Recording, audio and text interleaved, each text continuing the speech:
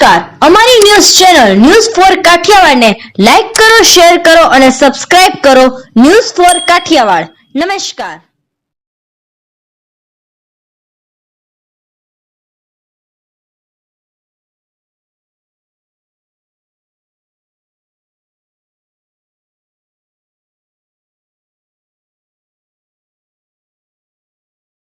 જૂનાગઢ મહાનગરપાલિકાની ચૂંટણીને લઈ જૂનાગઢ હિત રક્ષક સમિતિ ફરી બની સક્રિય. જાણીતા ધારાશાસ્ત્રી કેબી સંઘવીની આગેવાનીમાં મળી ખાસ મીટિંગ.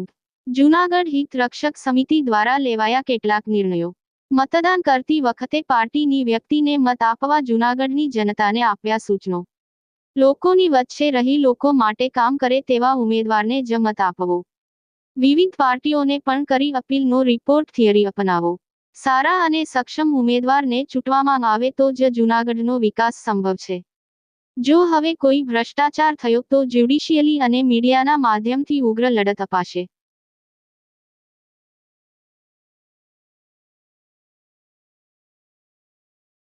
બે વસ્તુ હતા.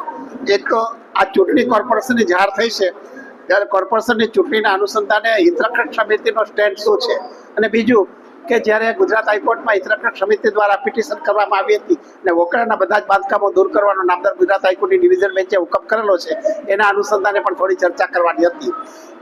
આ સંજોગોમાં જ્યારે જેટલા લોકોએ અહીંયા પોતાના અભિપ્રાય વ્યક્ત કર્યા છે એમાં દરેકને કોર્પોરેશનના વહીવટથી સંપૂર્ણપણે અસંતોષ છે. એટલા માટે હિતરક્ષક સમિતિ દ્વારા અમે એક પ્રપોઝલ કરી છે દરેક પોલિટિકલ પાર્ટીને કે ભાઈ નો રિપીટ થિયરી રાખો. તમે જે બોડી અત્યારે જુનાગઢને નરકાગાર બનાવી દીધું છે એવી બોડીના એક પણ સભ્યોને ફરી ટિકિટ નહીં આપો.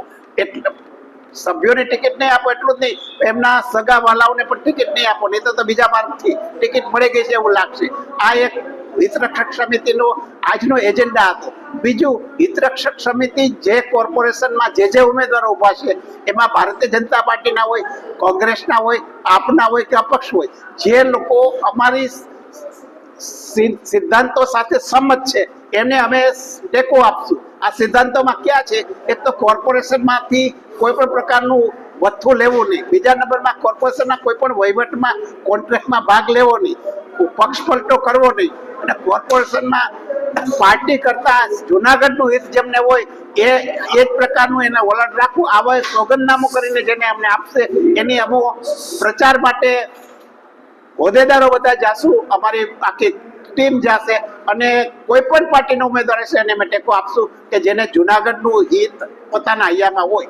અને બીજી વાત કે કદાચ આપણા ઉમેદવારો ઓછા ચૂંટાય અથવા ન ચૂંટાય તો પણ આખા વર્ષ દરમિયાન હવે પછી મીડિયા અને જ્યુડિશરી દ્વારા એવું આંદોલન કરવાનું છે કે જુનાગઢની માં કોઈ પણ પ્રકારનો કોર્પોરેશનના ભ્રષ્ટાચાર ન થાય. કારણ કે કોર્પોરેશનના ભ્રષ્ટાચાર અટકાવવા માટે એક તો મીડિયા છે અને બીજા નંબરમાં જ્યુડિશરી છે, તો એ પણ અમારું આંદોલન ચાલુ રહેશે.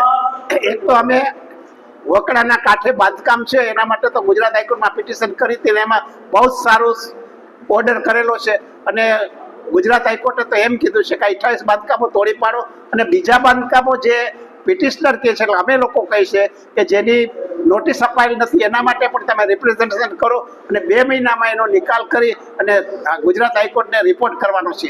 એટલે આપણે નિરાશ થવાની જરૂર નથી. કદાચ આપણા ઉમેદવારો ન પણ ચૂંટાય તો પણ જ્યુડિશરી અને મીડિયા મળીને આપણે એક સુંદર જુનાગઢ બને એના માટે પ્રયાસો કરવાના છે અને એમાં મને 100% મુખ્યમંત્રીને મળવા માટે જુનાગઢની વ્યવસ્થાને વાચા આપવા માટે રાતોરાત તૈયાર થયા અને રાતોરાત નીકળી પડ્યા. હાલો, દુઃખની વાત થઈ છે તો હું રાયજીગઢમાં રહું છું. રાયજીગઢમાં પૂજાયું અને રાયજીગઢના રહીશોની વ્યવસ્થાને રજૂઆત કરવા માટે અમે જતા હતા. રાયજીગઢના પ્રમુખશ્રીએ અમને ના પાડવાનો સંદેશો મોકલ્યો કે રાયજીગઢના પ્રમુખની રજૂઆત નહીં કરતા. એટલે મોટો દુઃખદ પ્રસંગ તો એ હતો. પાછળથી જાણવા મળ્યું આવું કારણ શું? ત્યારે ચોખ્ખું કહે કે અમુક પક્ષના લોકોએ આ સંદેશોને ભૂલી જતા સંદેશા મોકલ્યા કે રાયજીગઢના નામે કોઈ રજૂઆત ન કરે એવું તમે એમને કહેજો. એટલે પ્રમુખને પણ આવી રીતે પાછળથી દબાણ આવતા હોય છે. રાયજીબાગની અંદર ગેરકાયદેસર બાંધકામ હતું, કદાચ લોકોને મિત્રોને યાદ હશે, ધીરુભાઈને અને સંજય સાહેબે ખાસ યાદી કરો કે જુનાગઢની અંદર કોઈ ગેરકાનૂની બાંધકામ કલમ 260 નીચે તોડી પાડવામાં આવ્યું હોય તો માત્ર ને માત્ર એક જ બિલ્ડિંગ રાયજીબાગની અંદર કામ થયેલું કોમર્શિયલ, આ સિવાય કોઈ પણ બિલ્ડિંગ તોડ્યું હોય એવું મને યાદ નથી આવ્યું. પૂર્વ મંત્રી ગુજરાત રાજ્ય પ્રાથમિક શિક્ષક સંઘ અને પૂર્વ મહામંત્રી જુનાગઢ જિલ્લાની અંદર 20 વર્ષ ફરજ બજાવેલી. હિતરક્ષક સમિતિની બેઠક 2 વખત બોલાવવામાં આવી. છેલ્લે શિવમ પાર્ટી પ્લોટમાં જે બેઠક બોલાવવામાં આવી અને જે માહોલ હતો ધીરુભાઈ, 700 થી 800 વ્યક્તિ હાજર હતી. એ માહોલની અંદર ફરી આવી એક મીટિંગ બોલાવવાની આપણે જરૂર હતી. મેં તમને અને સંજય સાહેબને 16 નવેમ્બરે એક મેસેજ કરેલો કે હિતરક્ષક સમિતિની મીટિંગ એક બોલાવો. મેસેજ તમારા હશે બેમાં.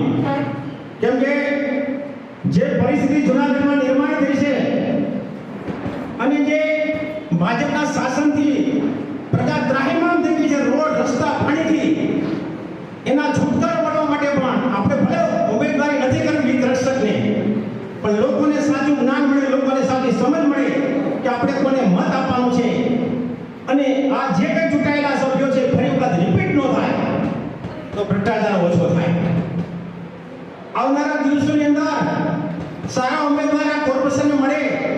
20 વર્ષથી આપણી વ્યથા છે જુનાગઢની અંદર, રોડ રસ્તા પાણી, પ્રજા ત્રાહિમામ છે, કોઈ બોલી શકતું નથી.